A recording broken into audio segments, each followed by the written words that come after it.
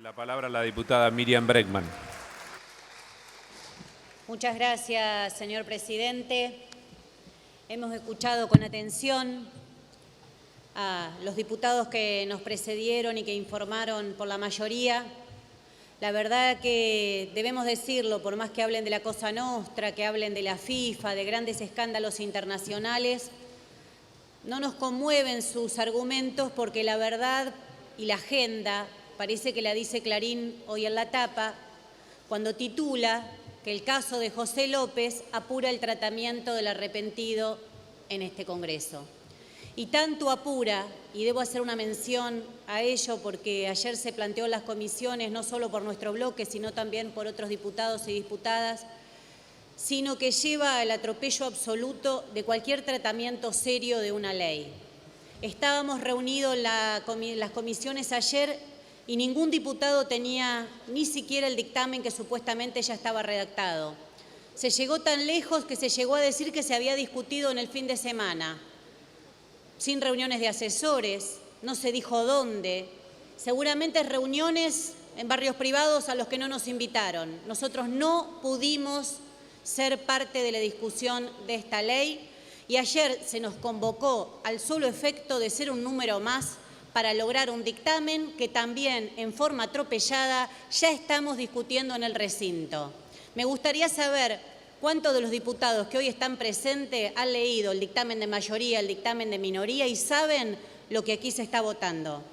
Antes decían que el kirchnerismo hacía actuar este Congreso como una escribanía. Bueno, me pregunto en qué lo estamos convirtiendo ahora con este tipo de funcionamiento.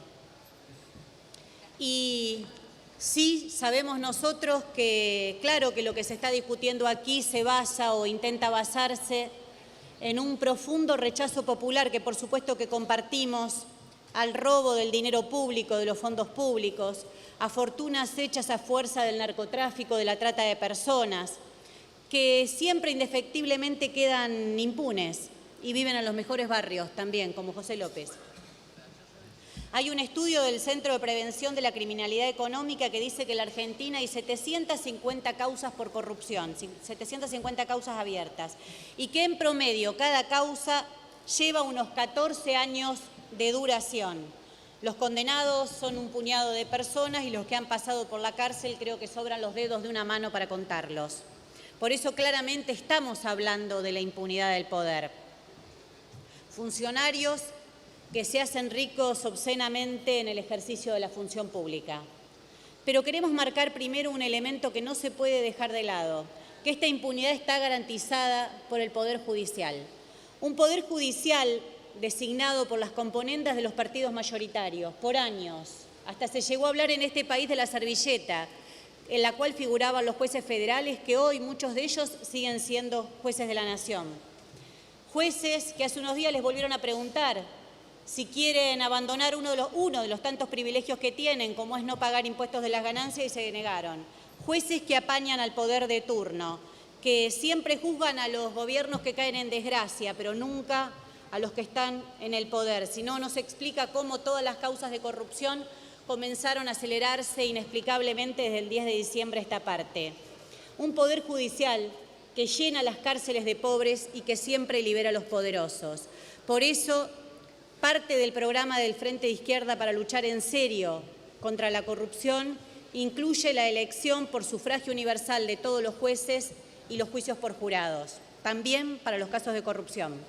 Porque nosotros no solo cuestionamos la corrupción, el enriquecimiento ilícito personal, sino también el accionar claramente orientado a beneficiar a un grupo especial en detrimento de las grandes mayorías. Y aquí nos preguntamos si hay un acto de corrupción enorme, con lo que se han llenado de dinero los grandes empresarios de este país, ¿no son acaso las privatizadas? ¿No son acaso las privatizaciones una fuente enorme de corrupción por cómo se votaron y por cómo siguen funcionando? También, bueno, hasta la propia familia del presidente Macri se benefició con una de ellas que terminó en un escándalo como es el caso del Correo. Y durante una década esos empresarios que manejan las privatizadas recibieron subsidios del gobierno anterior. Subsidios que les regalaban prácticamente y que todo el mundo sabía que no se aplicaban a ninguna inversión. Por eso había permanentes cortes de luz, falta de energía. Pero este gobierno no optó por investigar eso. Si quieren investigar la corrupción, ¿por qué no hacen una auditoría de a dónde fueron a parar todos los subsidios que recibieron las empresas privatizadas? Optaron por aplicarle un tarifazo al pueblo trabajador. Si hablan de la herencia recibida, me pregunto, ¿por qué no buscan ahí? ¿Por qué no buscan en esa gran fuente de corrupción que son todos esos subsidios que se llevaron? ¿Por qué no van a tener que devolver toda esa plata que se llevaron y le dieron un destino distinto? Entonces, nosotros nos negamos a que nos vengan con el cuentito del arrepentido. Nos negamos a que nos vengan con el cuentito del arrepentido, porque si quieren investigar, hagan una auditoría. Si quieren investigar, proponemos desde el Frente de Izquierda la apertura de todos los libros de contabilidad de las empresas que están ligadas a la obra pública, que sean investigadas con representantes elegidos por los trabajadores y de las universidades públicas. Ellos seguro que van a poder investigar y saber toda la corrupción que hay ligada a la obra pública en la Argentina. Pero en cambio, se nos promete que se va a combatir la corrupción con arrepentidos. Y aquí quiero centrarme en algo muy importante que tiene esta ley, porque hay que razonar qué significa el arrepentido. Cuanto más alta esté una persona en la escala jerárquica de la corrupción, más son los beneficios que puede negociar.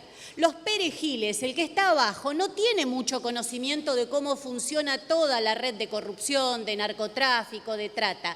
Por ende, los beneficios que puede negociar con el juez son menores. En cambio, cuanto más alto estás en la escala de corrupción, cuanto más alto estás en la red de trata, en la organización de narcotráfico, mejores son los beneficios que se pueden negociar con el juez. Por eso nosotros decimos que con esta ley los José López se van a la casa mientras los perejiles no pueden negociar grandes cosas. Y también tenemos que señalar otro punto. En el dictamen de mayoría no solamente se habla de la corrupción.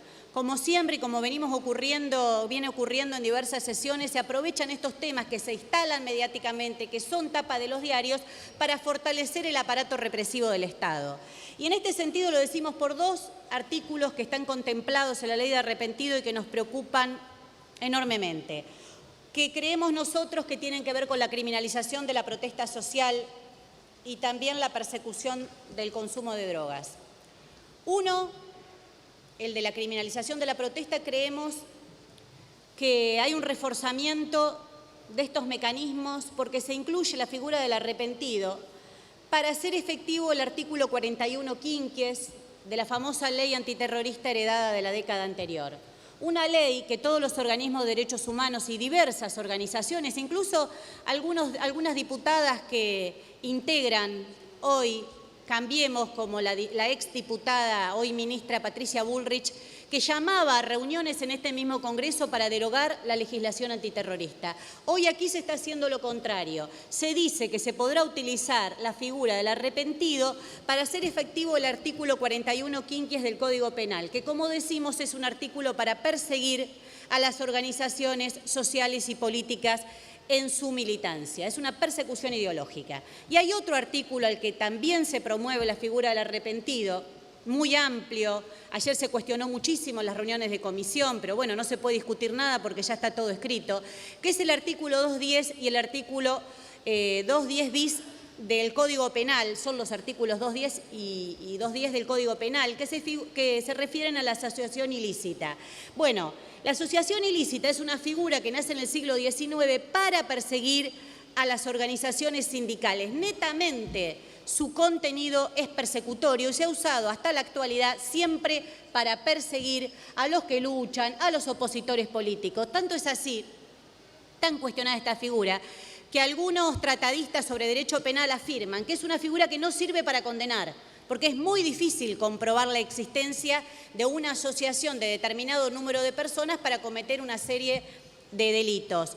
Entonces, es una figura que se utiliza en la instrucción para mantener presas a las personas a las que no se le puede probar otro hecho, pero que después se cae en el debate oral. Entonces, esta figura que tiene su origen en la persecución del movimiento obrero, también se promueve la aplicación de la legislación antiterrorista.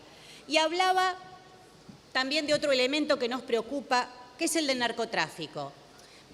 Acá habría que dividir la discusión en dos partes. Una, contarle a los diputados que hicieron el dictamen de mayoría que esta figura ya está en el narcotráfico y que ha demostrado su rotundo fracaso, porque no creo que nadie pueda decir que el narcotráfico es una sensación, sino que creo que todos sabemos que ha aumentado considerablemente en la Argentina en los últimos años. Entonces, no ha tenido ninguna eficacia en los casos en que existe y no pueden mostrar un solo resultado a favor. Entonces, ¿quieren terminar con el narcotráfico? Este sería otro debate, pero lo decimos sucintamente. Investiguen las cúpulas de las fuerzas de seguridad y van a ver que ahí van a encontrar la implicancia con las redes de narcotráfico, o si no, discutamos, como propone el Frente de Izquierda, y hemos presentado un proyecto de legalización. Pero aquí lo que nos preocupa, como decía, es que se incluye también la figura del arrepentido para perseguir la siembra. Bueno, muchos de los diputados presentes estuvimos hace unos días con las mamás que estuvieron aquí pidiendo que se deje de perseguir la siembra, porque ellas promueven el uso medicinal del cannabis. Entonces, como estas leyes salen tan a las apuradas, sin discutir, escritas en algún lugar que no es este Congreso, se ponen estas cosas y no podemos discutir siquiera eso. Si lo que están promoviendo todos los que voten esta ley es castigar a las madres que promueven el uso medicinal del cannabis, única medicina comprobada para tratar casos de enfermedades muy, muy graves que padecen sus chiquitos. Esto está en la ley del arrepentido. Bueno, podría poner otros ejemplos donde también existe el lavado de dinero en un país donde se han fugado 400.000 millones de dólares al exterior. La verdad es que es bastante difícil decir que la figura del arrepentido ha sido efectiva para ello. Y por eso, señor presidente, nosotros decimos que los José López, que tanto y legítimamente irritan a esta sociedad, con la ley del arrepentido se van a ir a su casa. Ya ayer tuvimos este debate con el diputado Petri y él nos contestó, como hizo acá, diciendo que hay funcionarios que están excluidos, que son los que figuran en el artículo 13. Bueno, lo invito a leerlo. José López, con esta ley, se va a la casa. José López tiene mucho para negociar porque está muy alto en la estructura, no es un simple portero de un edificio público, fue un secretario de Estado. Él puede negociar grandes condiciones, él no está entre los excluidos del artículo 13 y evidentemente tiene razón la tapa de Clarín. Esta ley es para que José López hable y se vaya a la casa. Entonces díganle a la sociedad, todos los que voten el dictamen de mayoría, que están de acuerdo con que esto ocurra. Podríamos agregar nada más para plantear cómo fue tratada esta ley, que cuando se empezó a tratar existía también, al principio de la reunión existía el colaborador eficaz. Cuando terminó la reunión ya la figura del colaborador eficaz se había borrado, pero como no hubo tiempo desde ayer hasta hoy en redactar de nuevo la ley, quedó mezclada la figura del colaborador eficaz y no se entiende qué es. El colaborador eficaz es una persona que de otra causa puede hablar de una relacionada con la corrupción, por ejemplo, entonces el juez le otorga un beneficio. ¿Ese beneficio involucra a la otra causa? Bueno, no se sabe qué es el colaborador eficaz. Algunos decían que era sinónimo, después se anotaba otro diputado decía que no eran sinónimos, que eran figuras autónomas, no se pusieron de acuerdo, no se entiende la ley que es el colaborador eficaz.